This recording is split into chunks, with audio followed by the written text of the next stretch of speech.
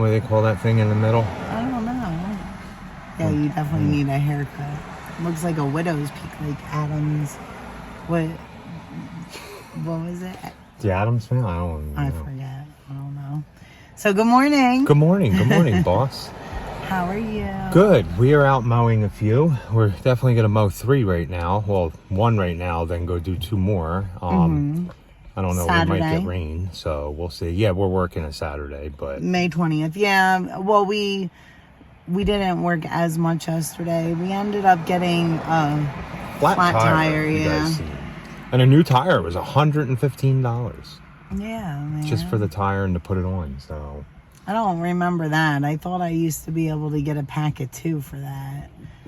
But yeah, you're thinking way back in the day, man. yeah, maybe Probably like 5 years ago. Wow. Maybe 7 years ago. It is what it is, I guess. But all the weeds are dying in this one. I sprayed this one Friday, was it? Or was no? No. Wednesday, because we were gonna mow Friday, which was yesterday, but this was one that we ended up pushing. So I sprayed it, and I'll show you guys the weeds are dying. Rachel usually mows the top, and I mow the hill. Yeah. So let's go get out check and it. work. Nice, right? See, all the stuff is dying. In a couple weeks it'll be gone, and then I'll have to just make sure I spot spray anything that I missed. Yeah.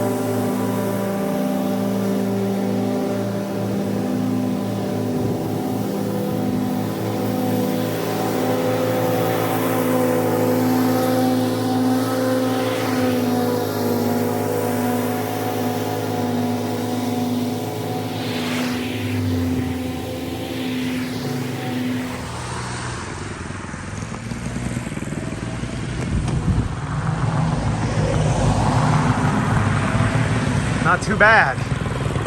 Looking good. So we are done this one. Off to the next. Boss is blowing everything off. Hey boss, I don't think your fertilizer and weed control is working. I don't fertilize and weed control this one. This doesn't have any grass in it, does it? Man. It's like everything is. Everything you don't want in a lawn. No, Look. there's a couple. Okay, we're going to show you guys some weeds. Those are clovers. So this is fescue. This is fescue, right? Or Yeah. bluegrass, some type of clumping. This is a weed. Yeah. Those are weeds. This is a dandelion. This is like what, chickweed or something. I'm not even fully versed with all my weeds. This is clover. Like I'm pretty sure if we really tried, we can find most weed species in North Carolina in this lawn. Yeah, probably. Right? But they don't even want us really spraying the rocks. So Yeah, so. we understand. So we're finished this one. By the time Rachel's done, it took us about 12 and a half, 13 minutes. Mowing it 3 times, blowing everything off. We do 75 for this one. This is our only commercial we do. And you guys, I know we said we didn't do commercial. We are insured up to $3 million for any commercial. We did that years and years ago. I think it's 2 million, 3 million. But this is our vet, and they asked us if we'd take this one on. So we said 75 every week, and we'll do everything that needs to be pruned and stuff like that. And like I said, if you're in and out of this 15 minutes every mow, it'll count up for that one. Anything that needs pruning. But that's the only commercial one we do, and the only one we'll ever do probably. There we go, guys. Number 3 done. We're gonna go to number 4. Pretty little garden here. I show you guys that every week. Gets bigger and bigger.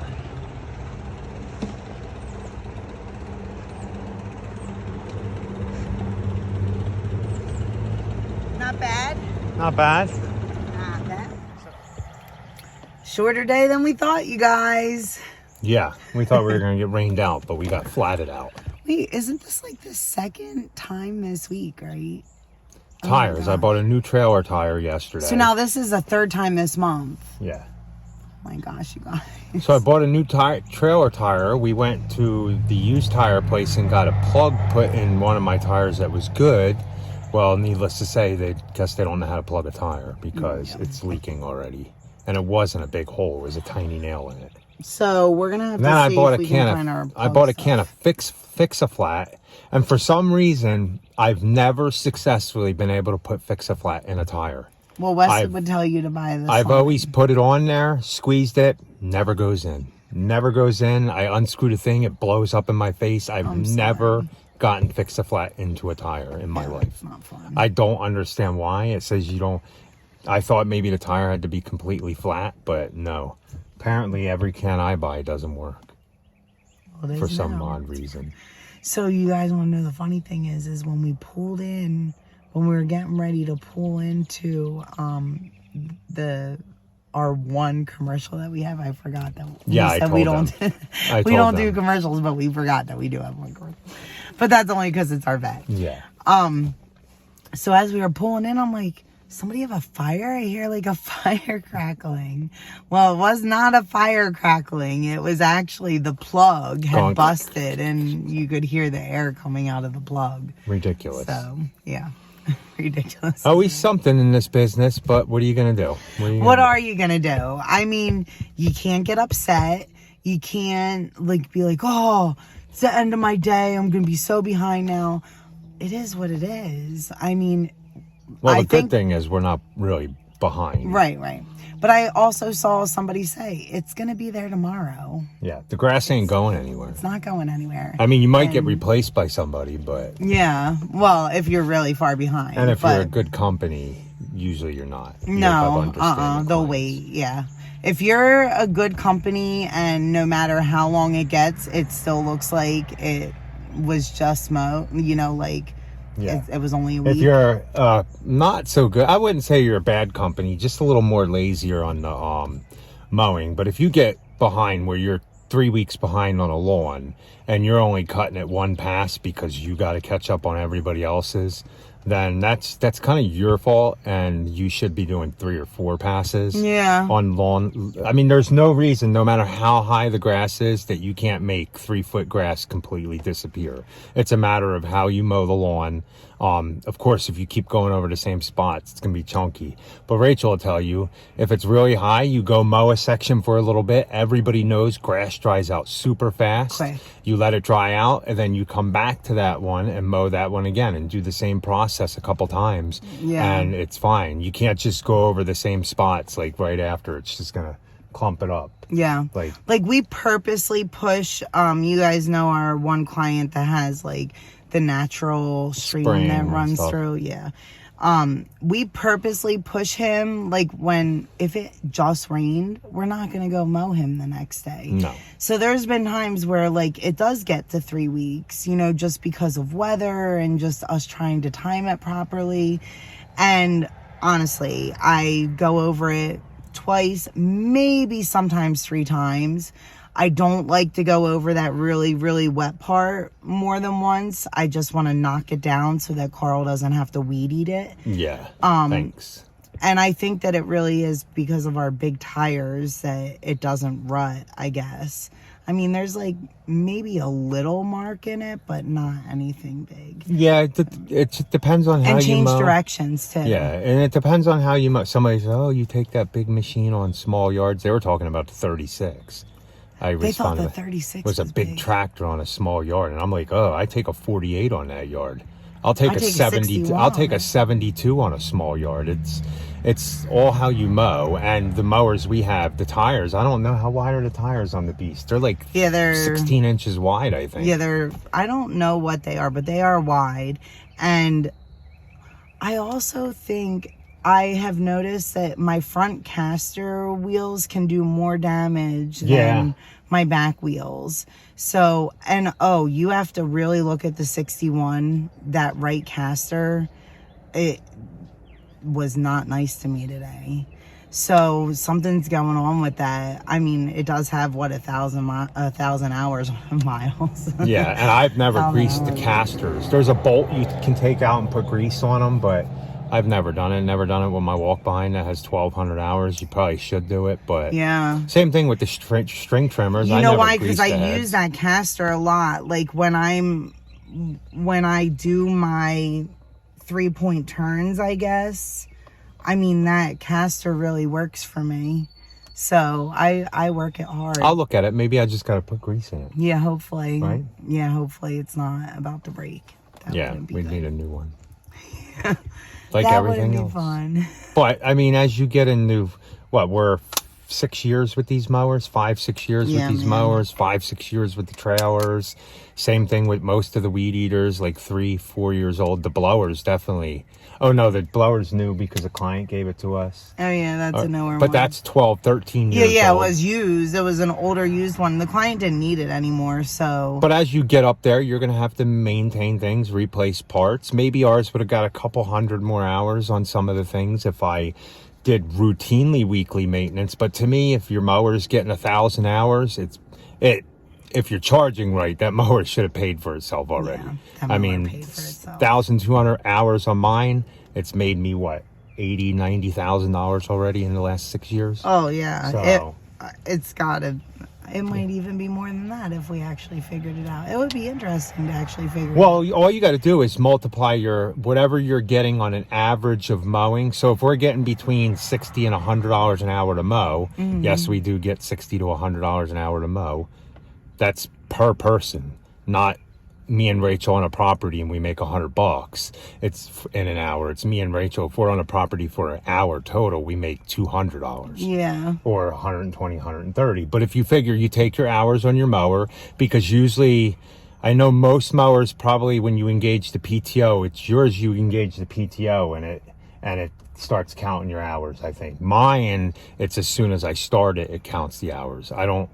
I think it's like that. No, I don't know. But either way, if the mower started, you're probably mowing. So if you have 1,000 hours on your mower and you're getting $70 an hour to mow, you made 70 grand with that mower. That mower, a walk behind like mine, only cost me $6,400. So That's what we mean when you make. If that thing were to break and poop out today completely, I'd be kind of sad because I've had it for a while, but it paid for itself. It did pay for itself, so you can't be too sad. Yeah, so you can't be too sad. Yeah. I would say once you get over 1,000 hours, every hour after that you're mowing and you don't have to put that much maintenance into it, you're getting bonus money right there. So that's what you shoot for. 1,000 hours, and anything after that is bonus. Yeah. So, and I do want to, hopefully I can do this quick because we're kind of long now. oh, I'm not worried. They like truck talk. Yeah. Wes with Ratliff Family Lawns, he asked a question in one of his recent videos about how lawn care providers get clients that want to actually spend money on their lawn. Oh, fertilizing. Yeah, like that want to actually fertilize and treat and, not just a mow and go. So real quickly, it's definitely years of just finding the right client. Yeah. I mean, we didn't just pick up fertilizing and have 40 accounts to fertilize within 1 or 2 years. No. It was over time mentioning, hey, we do fertilizer, telling our clients you want less weeds and more grass. It's easier to mow. It looks better, and stuff like that. So, we just started gradually getting into it, and Carl started learning, educating himself about aeration, obviously what type of seed grows best in this area. We had to teach ourselves everything. And then Carl went and got his fertilizer license. And that's when I really started, being strong on like pushing it, like I put our whole program out there. Like, this is what we're going to do. Carl went to school. We're learning. He has his license now, blah, blah, blah. And there were a few clients that we were able to transition over from, they were bi-weekly lawns when we first got them. And then they were like, oh yeah, well, I do want to grow more grass. Because honestly, when you grow grass versus weeds, it is much easier to mow. Definitely. After 2 weeks, if you accidentally go 2 weeks on just all fescue lawn, it's going to look a little long, but it's not going to look like shaggy, out of control, like unmanageable. And when you cut it, it's not going to be as thick. Like weeds are thick, man. They get thick, and when you start cutting them, there's a lot of moisture in them. Especially clover likes to stick underneath your deck. What do you think grows the best in dry conditions? Weeds. They grow anywhere. They'll grow if the they don't grass need much hasn't had water. The grass just starts to go dormant. The weeds don't go dormant unless you get in a really bad drought. So it really is just, years of just, every season you kind of revamp your schedule and you say, okay, well, this year, we're doing something different. We're not doing 2 week accounts anymore. And we did that early on. Yeah. We went from 2 weeks to 10 days, 7 to 10 day accounts very quick. Yeah. And because of the growing conditions. And people said 10 days. How can you handle 10 days? We made it work because we did not want to do 2 week accounts. If you didn't want to be treated, we still weren't going to let you go to 2 weeks. No. We just weren't. So we really quickly did that. And started training our clients to weather. Yeah. Mowing. And then just, keep transitioning. Like I said, I put out that program and said, hey, do you guys want to grow more grass? And still, every year, we'll still pick up more because if we have a neighbor that we're treating and they see that their lawn is really nice, no weeds in it, then that neighbor is going to say, well, hey, I want my lawn to look like that too. Let me get on your program. So that's happened several times. We have one development where we were just doing Susan's fertilizer. Now we don't do hers no more because they moved, but we do Joyce, we do Mallory, we do the neighbor to Mallory now, and then we even picked up another one that we're doing Mallory, now. Yeah. So just you have to put in your time. You have to put in your work. I also heard somebody say that owning a business is no easy cakewalk, and it's not. You do have to put in the time and devote yourself. You have to be motivated to go out there and find the right clients. But if you put in the time, it will eventually get easier, where those clients will just come to you. And look for the smaller yards to fertilize, because it's not a huge cost.